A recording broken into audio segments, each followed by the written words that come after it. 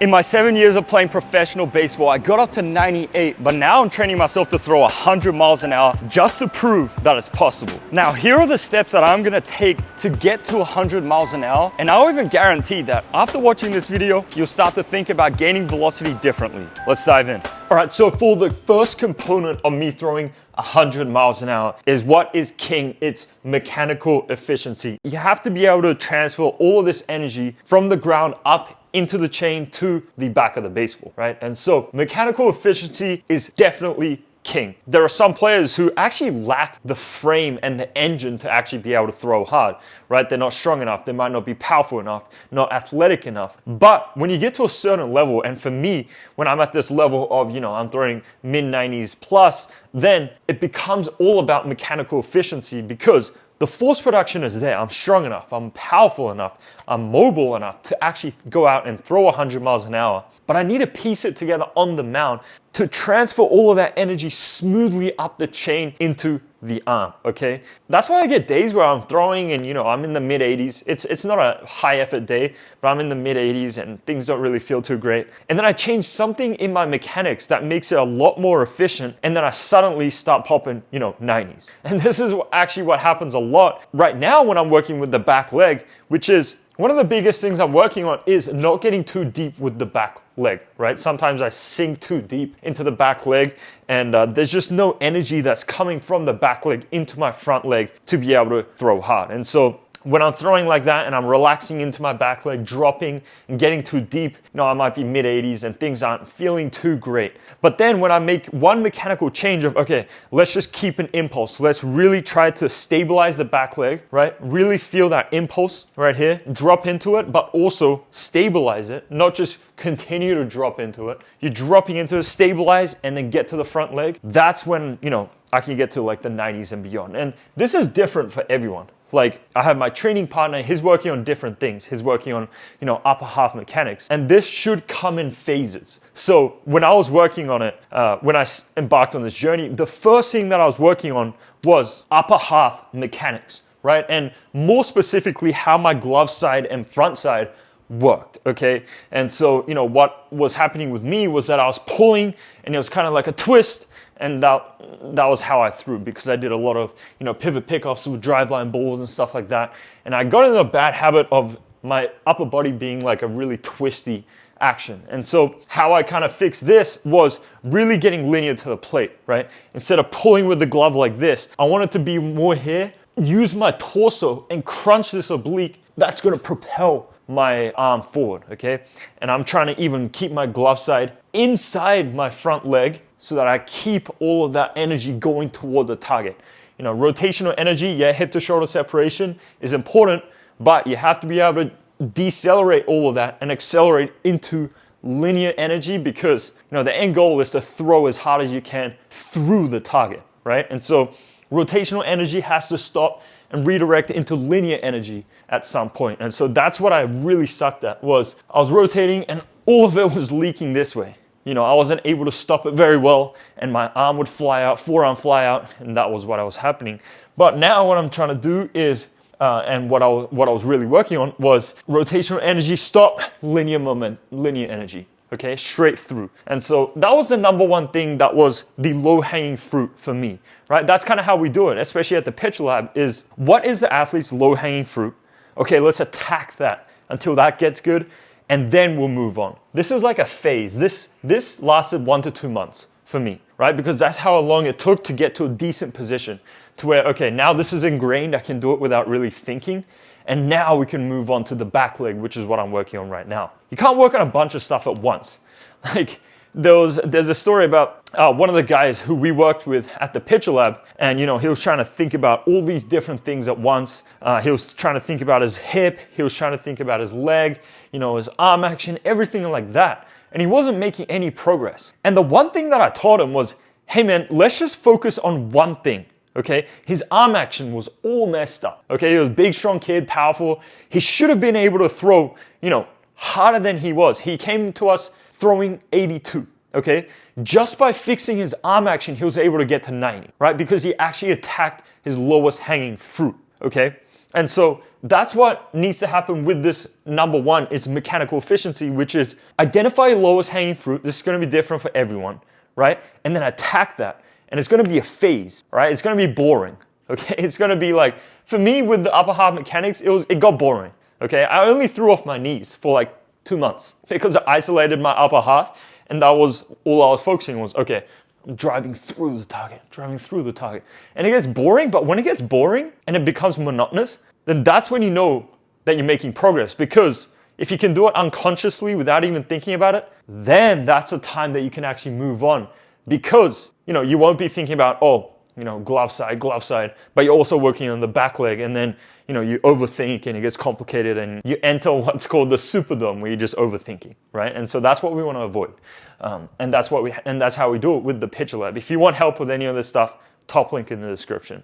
That was the first thing that I was working on, right? And then after that phase, the phase that I'm currently in is the back leg phase, right? And I'm trying to really improve the efficiency of my back leg. And I talked about it a little bit, where the biggest thing that I'm working on is not sinking too deep into the ground, right? I need to feel that impulse, put force into the ground and feel it rebound and propel me forward, right? Instead of it just being like a fall down. Okay, this is what actually happened when I was, doing a bunch of research. I did all of the big programs, and what kind of became popular was the drift drop by Trevor Bauer.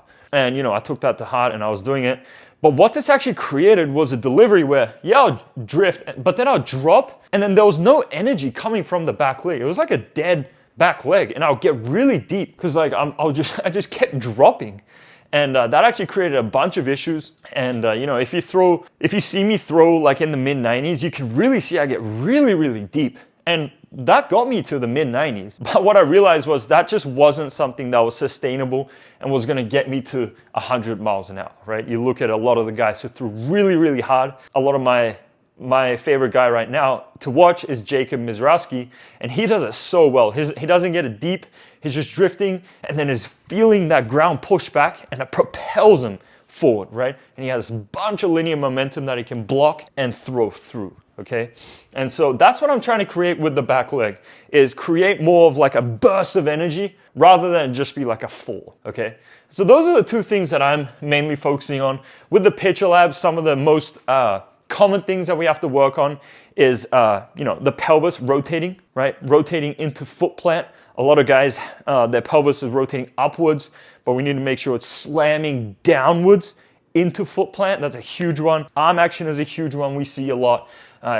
Obviously the back leg and also front leg. Just some people just have like instabilities in the front leg. They're not able to block very well.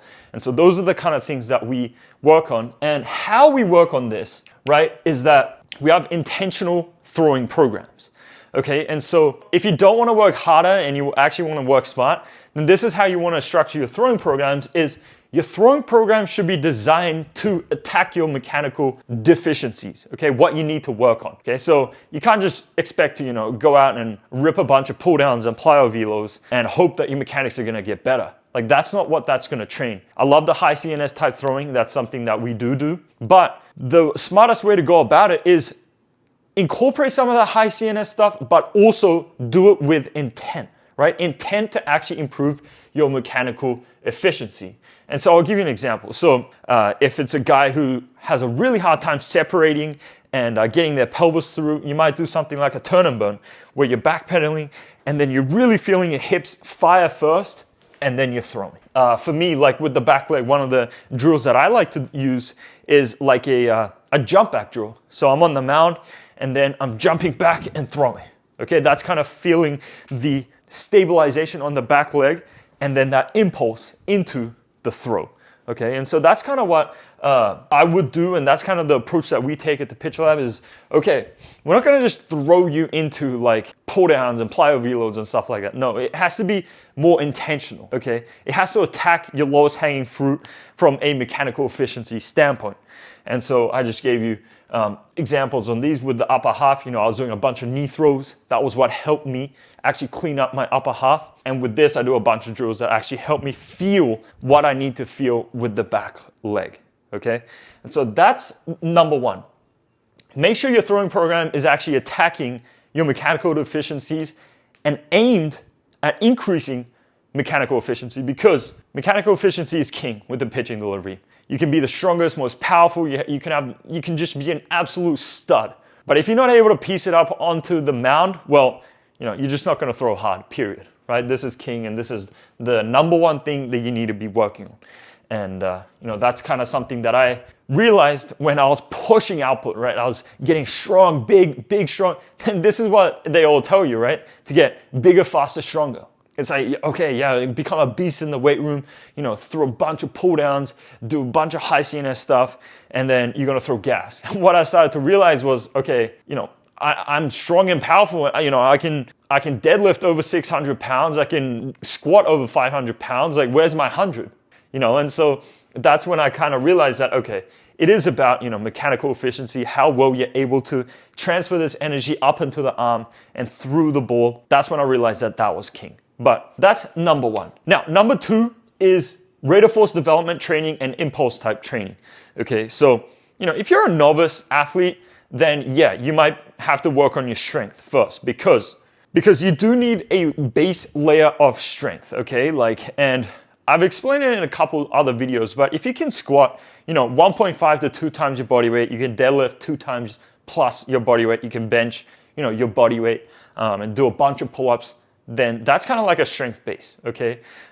And also with the frame, okay, you do need to build out your body, right? Lean mass, everyone talks about mass equals gas. Well, lean mass does equal gas, okay? If you do pack on a bunch of muscle, especially if you're skinny, then that does help you a lot. When I was throwing 78 miles an hour when I was 16, and I started throwing 96 at 18, I gained 60 pounds during that time, okay? And so that is something that you do need to work on if you're more of a novice athlete. I do recommend 2.75 times your height in inches. And that's kind of what you're looking at in terms of body weight that you want to be, okay? And so that's kind of what the strength base would be. I would say even like a frame base, because, even if you're super strong, if you're like 150, then I'd want you to look to, gain a little bit more weight, because, mass does help you accelerate down the mound. When you say force equals mass times acceleration, the mass part does play a role. And so, you need to be built pretty strong. But you don't have to be like an absolute freaking unit, I'm 6 foot, 180 to 190, okay? And I've thrown mid 90s, I've thrown upper 90s. I've been up to 215 before. That actually made me throw slower. And so there's like a good sweet spot with these things, okay? And so that's what I would say is you need to build that first. But then comes the juicy part where you can actually work on rate of force development, and impulse type training, which is more explosiveness, right? It's more explosive stuff, actually learning how to fire your muscles quickly, training your tendons, even training them to be like tighter, which actually makes them to rebound quicker, right? They become more explosive and that stuff. And so when you build a strength base, you should definitely just shift all of your training into rate of force development, impulse type training. And what this kind of means is, instead of lifting as much weight as possible, you're trying to lift it as quickly as possible. This is VBT training, velocity-based training. And I love this because it is objective measurements. You can get a device that attaches to the bar, right? And you can measure how quickly you're lifting that weight. And so it becomes like pitching velocity. Like, you can actually track if you're getting quicker or not. And so that's one of the things that I love to do. Obviously, plyometrics, right? Even like advanced plyometrics, as you get better and better. I do a lot of advanced plyometrics, like high depth jumps. These are stuff that you have to prep your body for. You can't just jump your way into it, especially if you're a novice athlete, right? Max effort broad jumps, those are really good, but stressful. Side note, broad jumps are correlated to pitching velocity, so try to get that up. If you're able to, jump around 10 feet, right, then studies have shown that you kind of have enough force production to throw in the mid 90s and beyond, and throw 100. The key is to be able to jump about 10 feet and then absorb that force and stick it. Okay, and so it's kind of a general rule. It's not like set in stone, but that is something that Tom House actually studied, and he talked about, which is if you're able to broad jump 10 feet, then you probably have the force production and the absorption to be able to throw really, really hard. So let's focus more on mechanical efficiency. Okay, and so plyos is another one. Other advanced training methods like overcoming ISOs, actually ISOs. These are things that actually develop, rate of force development, trains the tendons, right? Especially like isometrics, where if you're holding it for a long time, develops tendon stiffness. So what I said before is like actually developing the tendons to be more stiff, which makes them rebound quicker, right? It's not a bad thing. When you say that muscles are getting stiff, yeah, it's like bad.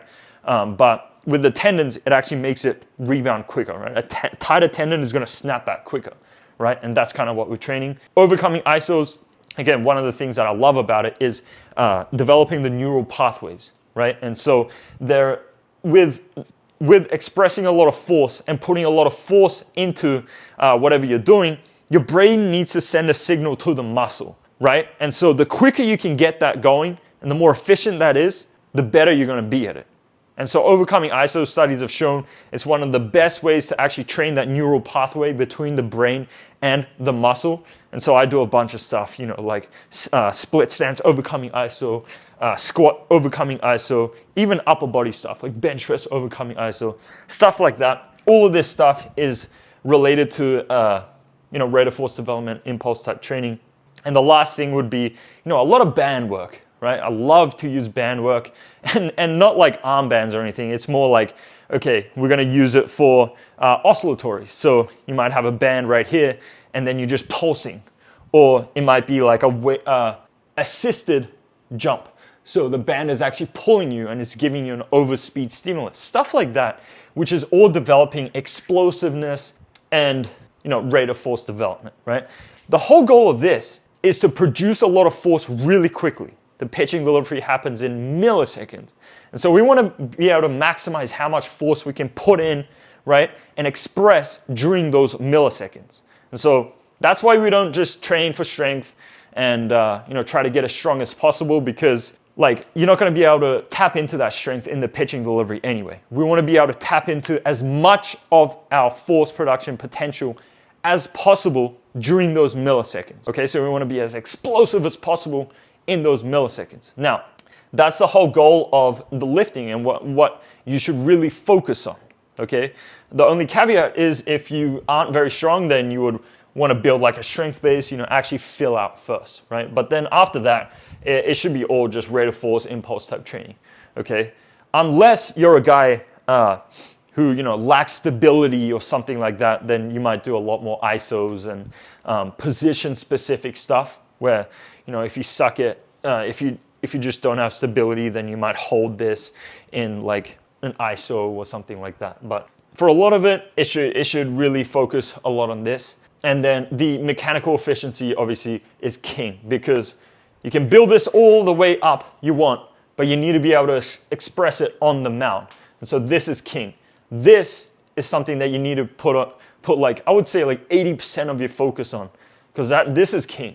And then this is like the last 20%. And so I know this is very simplified in terms of the training, but this is kind of like the roadmap to throwing 100. And I know everyone overcomplicates it, right? But I love to simplify. I like to think in frameworks, okay? And how I like to think about it is develop the frame and the engine as much as possible, which is this, okay? All of this stuff, the strength, building you up, how much force you can actually produce into the ball.